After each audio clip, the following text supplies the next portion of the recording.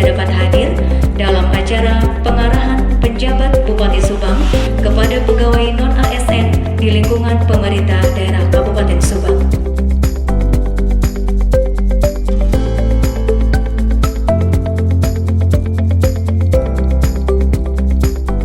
Sebagaimana kita mau bersama bahwa dasar hukum yang mendasari kegiatan ini antara lain adalah Undang-Undang Nomor 20 Tahun 2023 tentang Aparatur Sipil Negara.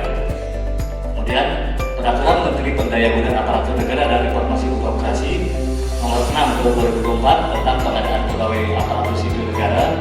Kemudian Keputusan Menteri Pendayagunaan Aparatur Negara dan Reformasi Birokrasi Republik Indonesia Nomor 16 Tahun 2025 tentang pegawai pemerintah dengan perjanjian kerja paruh waktu.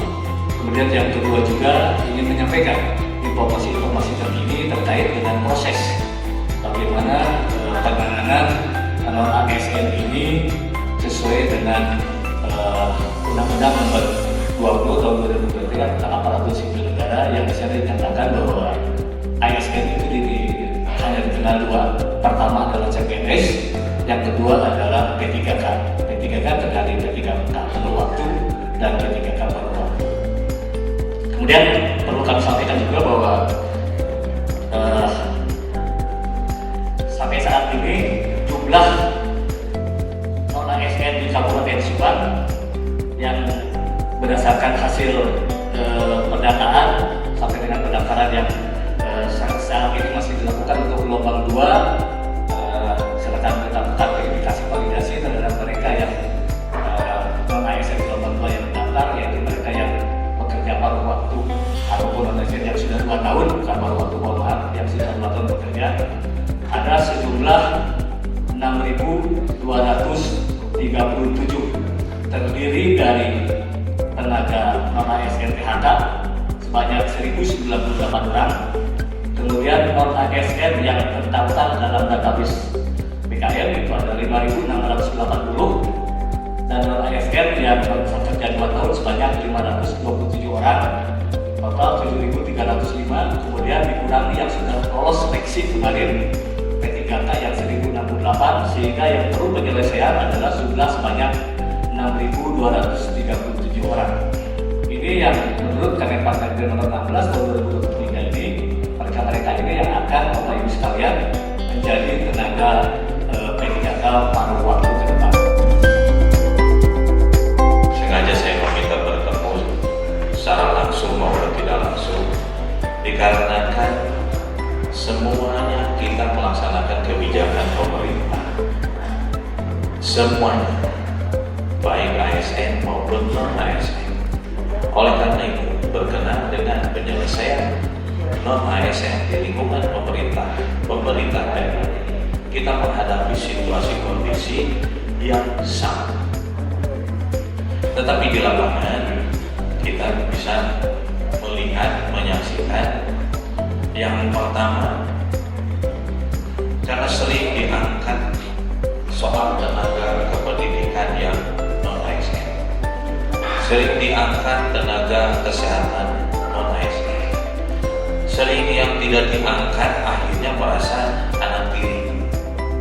Ayo cenderung guru duit, ayo cenderung kesehatan, yang lain tidak. Jadi seolah-olah mereka anak emas, kita anak mujair. Padahal tidak seperti itu. Makanya di forum ini saya mengajak teman-teman jangan membandingkan. Karena PNS, ASN ada undang-undangnya. Nah sekarang teman-teman non-PNS ditata menjadi CPNS, menjadi P3K yang akhirnya muncul penuh waktu dan paruh waktu. Karena prinsipnya tidak ada lagi honorer. Tidak ada lagi honorer. Selesai 2025. Sehingga kalau 2025 ada yang menambah lagi, jabatan itu dicopot. Jadi kita jangan membandingkan. Sekarang ada undang-undang ASN. Kenapa ada CPNS, ada P3K? Karena kebijakan yang waktu itu dan sampai sekarang P3K menggunakan APBD daerah, makanya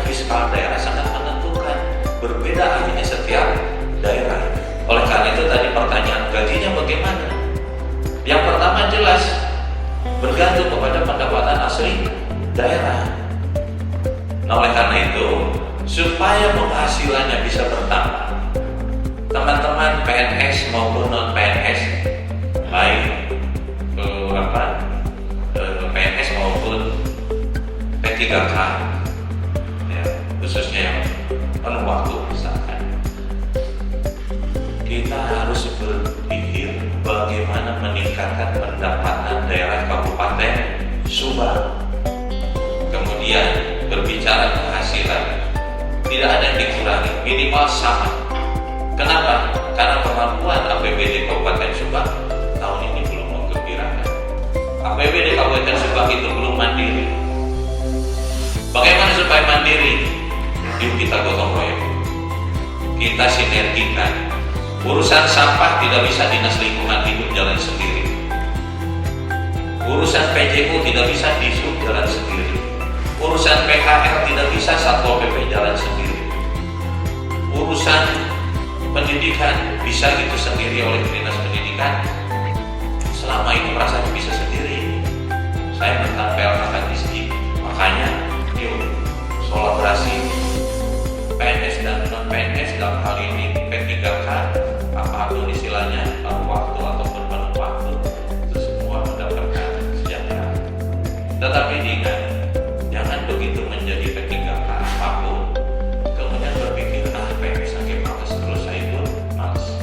Teman-teman non PNS itu sebetulnya sudah memiliki penilaian lebih daripada PNS dari sisi keahlian, kompetensi, ya, kemudian kepatuhan dan